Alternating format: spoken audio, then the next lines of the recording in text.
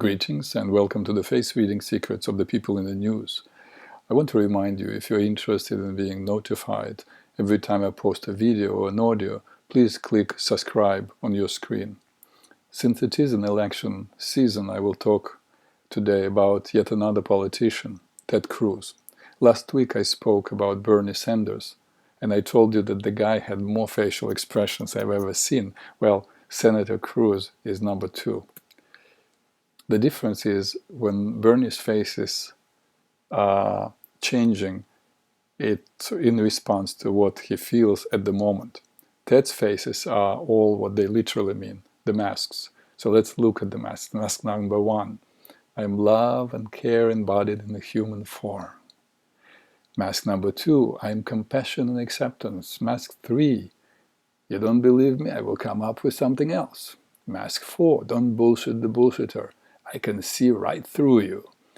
Mask 5. Well, if you caught me lying, who doesn't lie a little bit these days? Mask 6. It doesn't matter you believe me or not. I will screw you either way. Mask 7. When I get the office, I will remember that. Mask 8. Now when I'm in control, watch me. Mask 9. That's not fair. My sweet Ph.D. promised when I get to the office, nobody will argue with me. Mask 10, Mask 11, forget all those faces. Remember this one. I am your benevolent leader. And finally, Mask 12, coming home after work. That was a long, hard day, wearing all those masks. And now let's get serious and look at Ted Cruz and see who he really is. Still the face. I usually post a quote of someone whose face I'm reading, and I decided to post this one. I've spent the past month in Washington, D.C., and it's terrific to be back in America.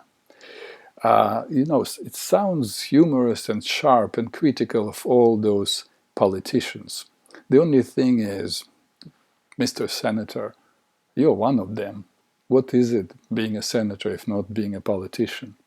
So let's read Mr. Cruz.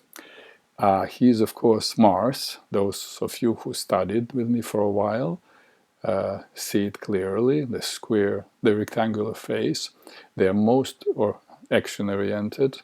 They're impatient. All Mars have not much patience to look at the issues in detail. They are ready to fight to get their way. They have short attention span, short fuse. They're generous, shower you with love if you're lucky to be in their favor, and want to kill you if you're not. But the man could not survive as a politician being a straight shooter like Mars. So I would like to invite you to look at some features and see if we can understand this guy a little better. There are 2 features I want you to concentrate on, his eyebrows and his eyes. On most pictures, the roots of his eyes, and remember, the root is the inner third of the brow. The roots of his eyebrows are either straight, like on picture 1, or coming down, like on picture 3. One means that a person lives in doubt. The other one that the person is suspicious. So he sometimes is one way, sometimes the other way. Now let's look at Ted's eyes. On most pictures, his right eye is slightly closed. Usually, if a person's eye is closed, it's usually the left eye, because it's connected with the past, meaning that the person has something in the past that he or she would rather not see. And many people have some hurts or guilt in their past. But Ted's past is just fine. His left eye is wide open. It's his right eye that is slightly closed. There is something that he does not want to see or cannot see in the now. And I want to know what it is, but I don't. Look at these pictures. Couldn't they find a picture for his book where the difference between his eyes is not so apparent? So if you're interested in looking at where a person is coming from in terms of his or her emotional makeup and where she is going, you want to do what is called left face, right face analysis. If you want to know the process, you can look up. I explained the whole process when I did the reading of Anderson Cooper. So look at the two left sides picture, picture 2, Ted's past. He looks pretty much like Earth face. And what do we know about the Earth? They are very practical and physical, truly down to earth, have a lot of energy, and use the energy for accomplishing concrete, practical goals. They're logical and don't like abstract ideas, conversations, or projects. They pursue their material interests in a very concrete way, using their practical intelligence. They're possessive in relationships and with objects and people. They're family-oriented. They like to have children. They're not aggressive, but if necessary, they are very much ready and willing to put up a fight. They're not great strategists, but they're good foot soldiers. But let's look at some of Ted's features. We're still looking at his past. His ears are far from the skull, meaning he was independent. His Venus lips, the lover lips, and look at the arrows on picture 2 with almost straight lines. That was in the past. Look at the picture 3. Now you see that both ends of his lips are curving down, meaning that by now he developed a lot of bitterness and resentment. In fact, the shape of his whole face on picture 3 is no longer Earth, it is Saturn. The Saturn are quite different from the Earth. The Saturn are more organized and meticulous, time-conscious and calculative, more intellectual and philosophical. All the stuff that you need to be a politician. The bridge of the nose on picture 3 is wider than on picture 2, meaning that he is no longer anxiety-ridden, and the eyes are more far apart on picture 3. That tells us that Ted, with age, learned how to be more loving. So, good changes with age, except for that bitterness and resentment that he developed, and of course the eyes. On picture 2, he looks at life with eyes wide open. That is in the past. And in picture 2, the now, his eyes are slightly closed, slanted and suspicious. That's what politics do to you. Another picture I want you to look at before we go to his profile is this one. The family. The family is quite incredible. Ted's family, everybody looks like Mars.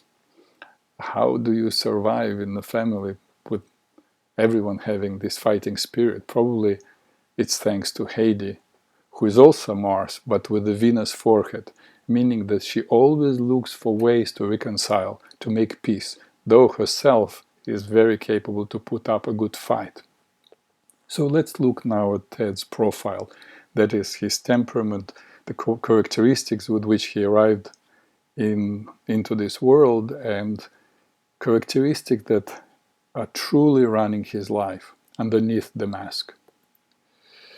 And of course, Ted, as you can see, is sanguine. You can see it on picture 1 and picture 2, though on the picture 3 you can see that with age, maybe 7-8 years, last 7-8 years, he became somewhat lymphatic, so perhaps gaining some weight. So first, sanguine. See this tilted forehead, picture 1, picture 2, and chin slightly sticking out. So Ted is physical, active, muscle coordinated, loves sports and competition, a short distance runner physically and mentally, has short attention span, needs breaks during the day to have some rest.